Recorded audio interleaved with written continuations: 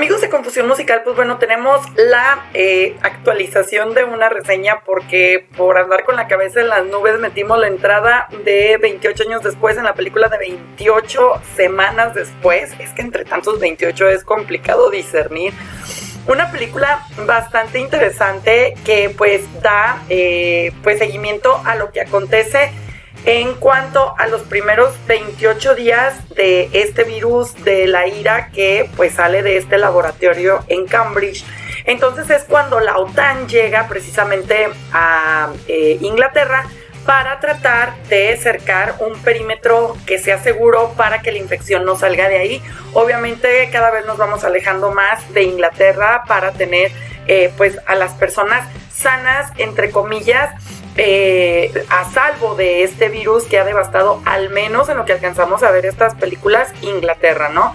A partir de aquí vamos a ver cuestiones bastante interesantes, como por ejemplo, número uno, que pues se unen tres cosas. Y bien es cierto que en la primera película de 28 días después el hilo conductor de la historia tenía que ver con la familia, de cómo se encuentran estos personajes y crean como esta familia y este romance. En esta película no solamente es la familia, por un lado está la familia, por otro la fuerza militar y por otro la parte científica, pero también tiene mucho que ver el tema de las malas decisiones, porque a partir de la primer mala decisión de un protagonista cobarde es que se desemboca todo esto como si fuese un tema hasta karmático, se podría decir, pero que sí tiene que ver con las consecuencias de nuestras malas decisiones, que en este aspecto no solamente está afectando al protagonista, sino que están afectando a todas las personas que están resguardadas en este lugar.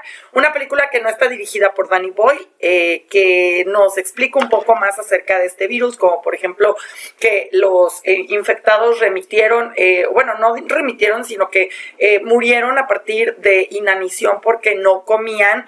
Entonces aquí vamos a ver también que como todo virus hay ciertas personas que son inmunes, porque son inmunes, que tiene que ver, y todo esto en una historia bastante interesante, que si bien es cierto que no es 28 semanas después, que no vienen muchísimas personas que estuvieron involucradas en este proyecto, pues la verdad es de que sí está muy buena también. Entonces vamos a ver la reseña, que ya lo tenemos en YouTube, pero bueno, vamos a editar la reseña para poner esta entrada y que podamos platicar exactamente de esta película y de lo que se trata. Y al final en la cajita de comentarios me dicen qué onda, porque ahora sí ya seguiríamos con 28 años después.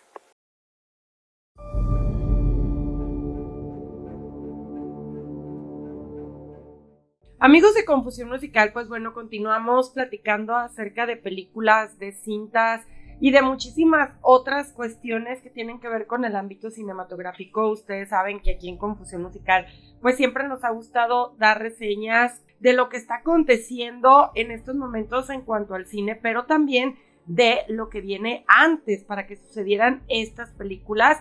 Tal es el caso del revuelo que está causando en estos momentos 28 años después, que nos hemos dado a la tarea de hablar de sus dos predecesoras antes de poder hablar de esta cinta, que obviamente también ya la vimos, que está haciendo un éxito en pantalla, está recaudando mucho dinero, además de que esto abre una posibilidad de que regresen a sus papeles Cillian Murphy y varios del elenco principal, además de que abre otras incógnitas. Y al parecer hay dos partes que están por venir. Pero pues el día de hoy queremos hablar de Exterminio 2, como se le llamó en Latinoamérica.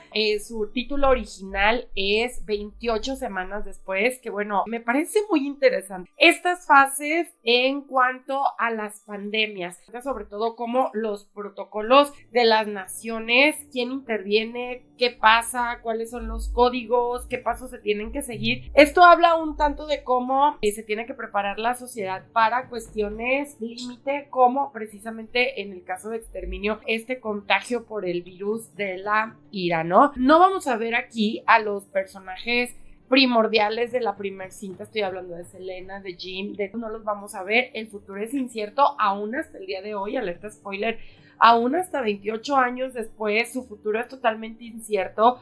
Cada película ha sido como un episodio en este universo, pero que al parecer vamos a tener más adelante una unión de todas las situaciones que están sucediendo o de lo que hemos estado nosotros viendo en pantalla. El día de hoy nos vamos a enfocar precisamente en esta cinta que la verdad no es como una de mis favoritas. Pues bueno, ¿qué pasa, no? La cinta se centra obviamente en dos personajes. Vamos a tener por aquí a Dawn y a su esposa. Vamos a abrir con un plano en donde podemos ver que están viviendo en un presente apocalíptico, en una especie de cabaña con otras personas, comiendo lo que hay, sin salir, encerrados, hasta que vemos que un niño irrumpe esta tranquilidad al momento de abrirle a este niño, porque bueno, su esposa todavía tiene como este tema de humanidad en su corazón. Se van a desatar una serie de acontecimientos que a final de cuentas van a terminar con esta zona de confort que ellos tienen. Así que pues aquí vamos a ver que precisamente hay dos hechos bastante importantes que, bueno, creo que marcan esta película. Vamos a hablar de todos los conflictos ya emocionales, éticos que tienen que ver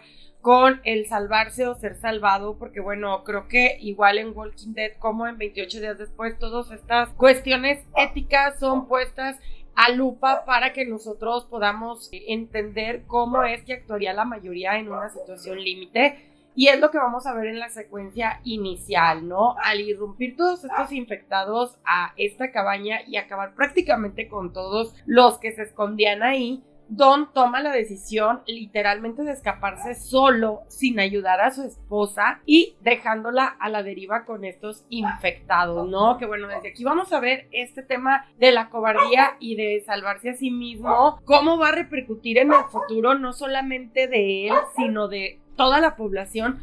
No podría decirlo yo así como un hecho místico karmático por haber abandonado a su mujer, quien a su vez dentro de su bondad estaba tratando de salvar a este niño desconocido, o pueden ser de aftermath las consecuencias de sus actos también al no haber previsto el futuro, que bueno, también aquí entra un poco el tema de lo inevitable, ¿no? ¿Qué tan inevitable puede ser una situación por mucho que hagas o no hagas? Aquí vamos a encontrar una cuestión bastante interesante del virus, que como todos los virus que existen en cuanto al tema enfermedad, va a tener diferentes variantes y va a haber personas que son inmunes a estos virus, aunque pueden ser portadores sin desarrollar los síntomas. Esto lo podemos ver en una cantidad exagerada de virus y enfermedades que pues nos da la pauta a entender precisamente esto. Aquí la esposa de Don tiene un iris de un color y otro iris de otro color, lo cual pues esto va a ser pues en un pequeñísimo porcentaje de la población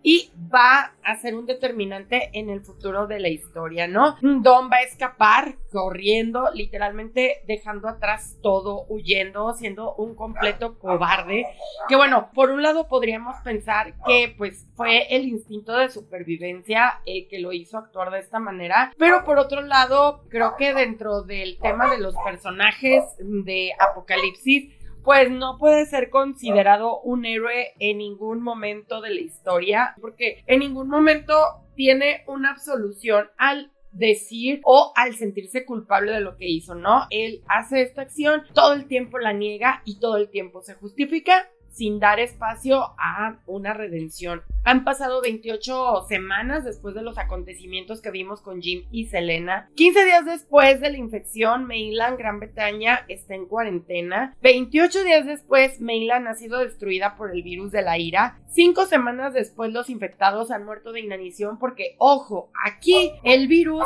hace que estén enfermos, una especie de virus de la rabia, en donde pues no toman agua, no prueban alimentos y por lo tanto van muriendo, cuestión que evoluciona en la película de 28 años después. 11 semanas después, fuerzas de la OTAN de Estados Unidos entran a Londres para pues poner al ejército para empezar a poner un orden. 18 semanas después, Mainland, Gran Bretaña, es declarada libre de infección y 28 semanas después empieza la reconstrucción, que es donde va a ser el marco de toda la historia de esta película. Esto es bastante importante porque esto habla un tanto acerca del tema sociopolítico cultural, de que las sociedades siempre están pues alistadas para volver a reconstruirse de determinado momento, de determinada manera, y a pesar de cualquier circunstancia hay diferentes protocolos que sirven precisamente para volver a elevar estos gobiernos o estas sociedades, etcétera, etcétera. Por lo tanto, es muy importante esto que les acabo de mencionar. Obviamente, esta película del 2017 no es dirigida ya por Danny Boyle. Esto se nota en la dirección. Es una película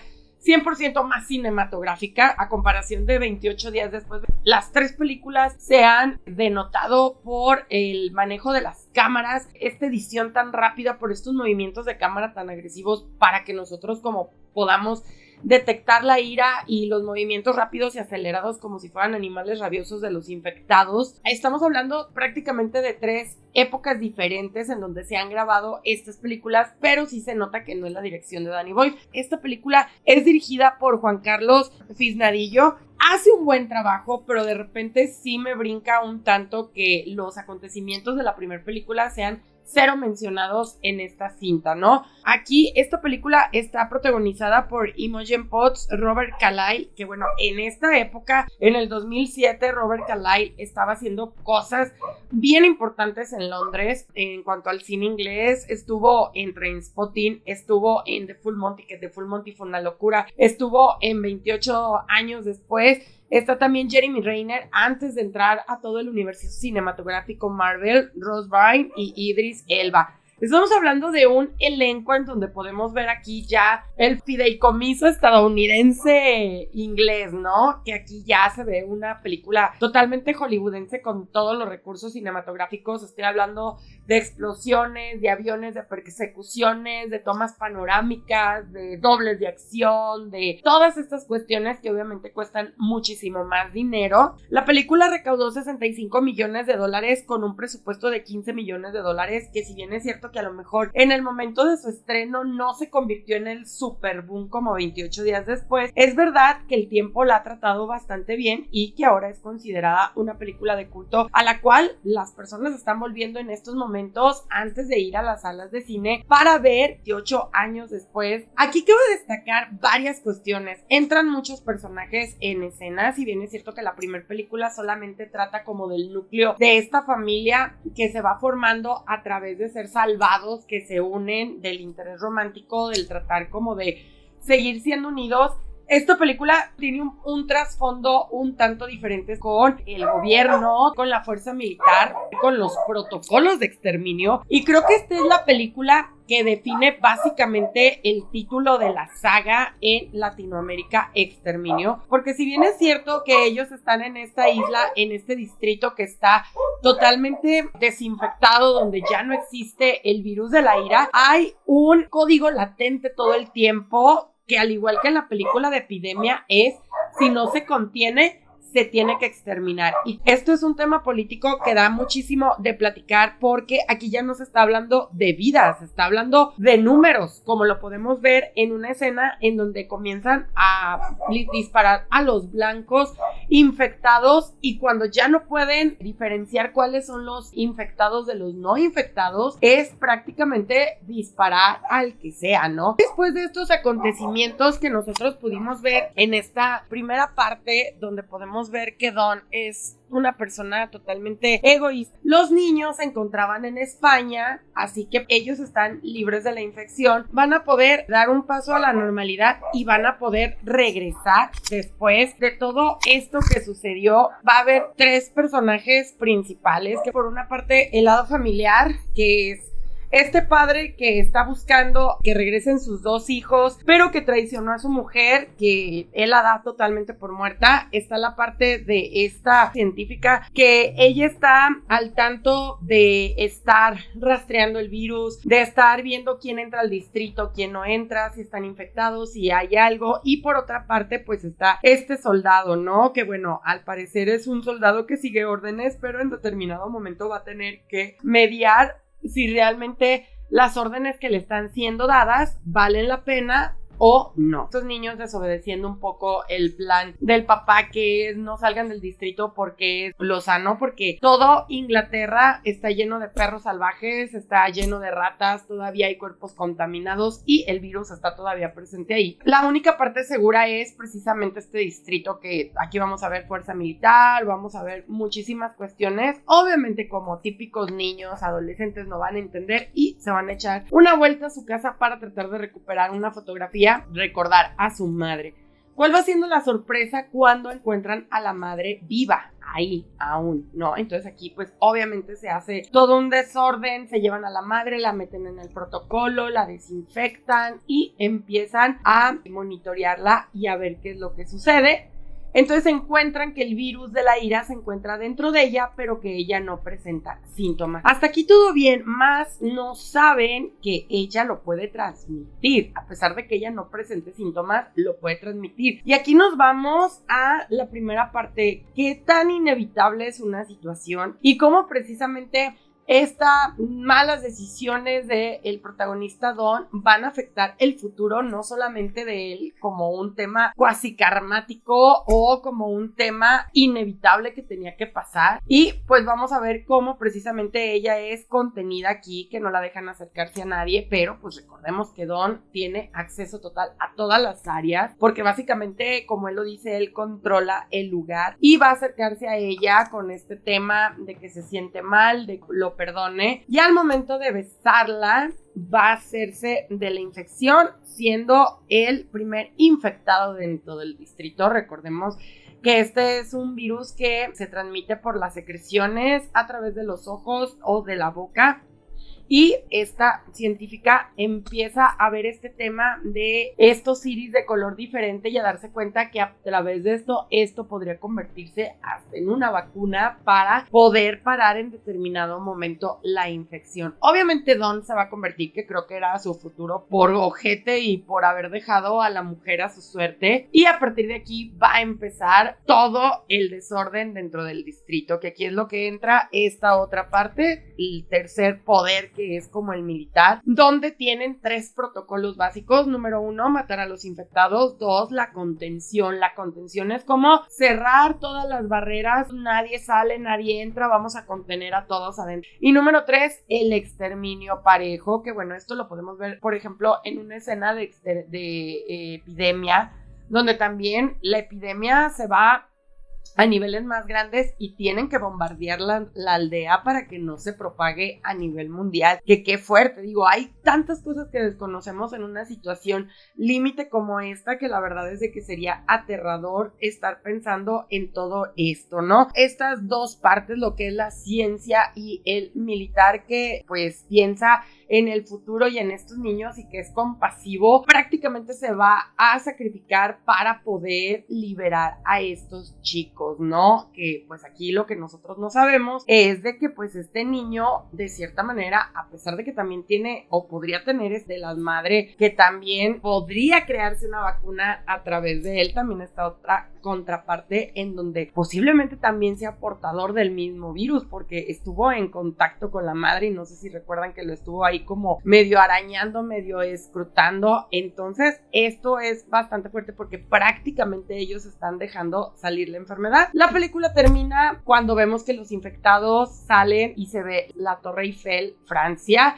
Y esto nos da un antecedente de lo que va a suceder en 28 años después. Estamos hablando de una situación límite donde los temas éticos tienen muchísimo que ver con el hacer el bien y el hacer el mal. De cierta manera, ambos polos se necesitan para sobrevivir en una situación así. Ya no estamos en el apocalipsis total como Jimmy, que prácticamente querían a las mujeres para que la raza humana siguiera subsistiendo. Acá estamos en una pseudo civilización en donde estamos tratando de llevar una normalidad, que a final de cuentas todo esto han sido cambios de una situación que no ha pasado antes. Por lo tanto, todos estos códigos que les estoy diciendo todavía tienen sus fallas, como por ejemplo cuando no funciona la contención, que empieza la fase de exterminio, que es disparar a cualquier blanco, en donde están matando mujeres, niños y hasta mismos soldados. Esta es la parte ética de la historia, en donde este soldado se echa para atrás y no está de acuerdo y se pone en contra de las órdenes para poder salvar a algunos sobrevivientes y poderlos sacar de este distrito, porque este distrito va a ser bombardeado totalmente. Entonces, pues bueno, entran aquí un montón de cosas, ¿no? Que también estuvo la decisión de Dawn. ¿Fue inevitable o no fue inevitable lo que sucedió, como una venganza silenciosa, como un karma al haber abandonado a su mujer, que a su vez estaba tratando de salvar a un niño indefenso? Realmente era inevitable en el aspecto de todo el distrito y de todas las mentalidades y del poder gubernamental y del poder militar. ¿Era inevitable realmente frenar el virus o solamente estaban teniendo la ilusión de que lo iban a poder frenar? Porque era un virus que no conocían y que no sabían todas sus variantes. Y pues cómo precisamente este karma de Dawn afecta la vida prácticamente de todos los que vivían ahí. Son cuestiones bien interesantes que, bueno, aunque la dirección de Juan Carlos no es la misma, pero abismalmente para nada, la realidad de las cosas es de que sí nos plantea temas bastante filosóficos de qué pasaría en una situación al borde precisamente de la extinción humana y quién es el enemigo, porque a final de cuentas sí, el virus de la ira ahí está, pero al final el humano se vuelve contra el humano para tratar de destruir y exterminar, que creo que esta es la parte más fuerte que hemos visto en todas estas películas. No sé si sea como el tema conductor de todo esto, pero tiene mucho que ver como este conflicto ético, un tanto hasta del poder del hombre contra la naturaleza, porque a final de cuentas el tema de la enfermedad pues va a mutar naturalmente, haga lo que quiera hacer la especie humana, ¿no? Entonces es un tema muy interesante, muy fuerte, que se trata, visto en esta película desde tres polos totalmente diferentes, que es la familia, la fuerza militar y la fuerza científica, y que unidas pues nos dan precisamente esta película que por favor tienen que ver antes de ir a ver 28 años después. 28 años después es pues el siguiente paso, ¿no? Es la evolución prácticamente, la evolución del virus, la evolución de la sociedad y la evolución de las creencias, porque también aquí van a meter hasta el tema teológico y de creencias, que me parece fundamental e interesante para una película de este tipo. Ya vieron 28 días, ya vieron 28 semanas después, ya leyeron Aftermath. Y pues bueno, díganos en la caja de comentarios qué les pareció. Vamos a estar hablando de 28 años después. Mi nombre es Beatriz Navarro, ya saben, suscríbanse, síganos, denle like, cuídense mucho. Hasta luego.